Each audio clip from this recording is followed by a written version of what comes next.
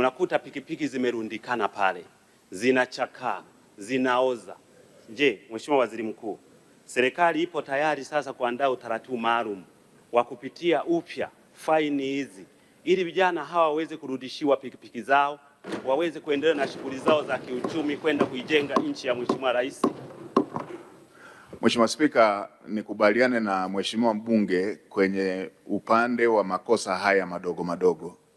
Mheshimiwa Spika, kama ambavyo waheshimiwa wabunge watakumbuka, nilikopita katika ziara, maeneo yote nilielekeza kwamba vyombo vinavyotumika kwa kazi ya vijana wetu wa Kitanzania kujiletea kipato, ikiwemo bodaboda, bajaji, magari haya ya keri, magari ya biashara, kama limefanya kosa na tumejiwekea taratibu za sheria za hayo makosa na muhusika anatambulika, basi hivyo vyombo visitumike kushikiliwa, badala yake warudishiwe wahusika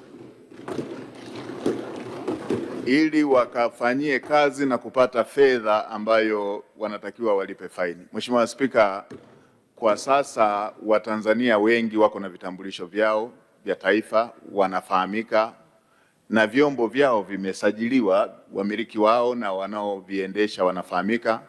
Hakuna ulazima wa kushikilia chombo hicho badala ya kujikita kwenye utaratibu ambao tumejiwekea wa faini, na tumeweka muda ambao aliyefanya kosa anapaswa kuwa amelipa. Mheshimiwa Spika, nitumie bunge lako tukufu kuelekeza tena,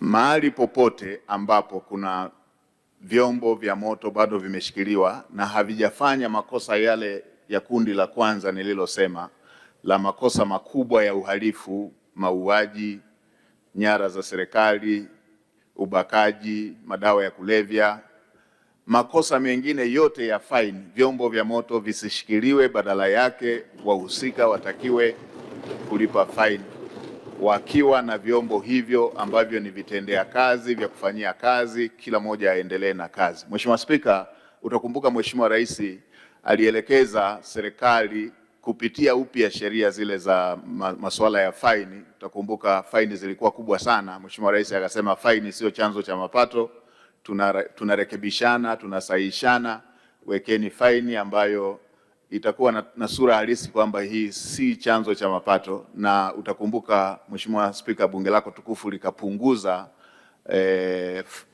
faini zile ambazo zilikuwa zinatozwa kwa bodaboda, bajaji na maeneo mengine ili kuweza kuhakikisha kwamba zinakuwa faini zinazoweza kulipika.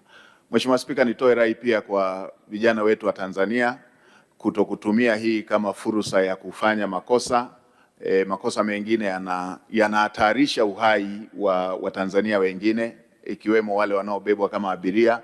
Kwa tuendelee kuchukua tahadhari tunapotumia vyombo hivyo vya moto, kwa sababu vinatugharimu maisha na sehemu zingine, maeneo mengine vinasababisha ulemavu kwa wananchi, tena wanaotegemewa katika familia zao, ulemavu ambao hautibiki.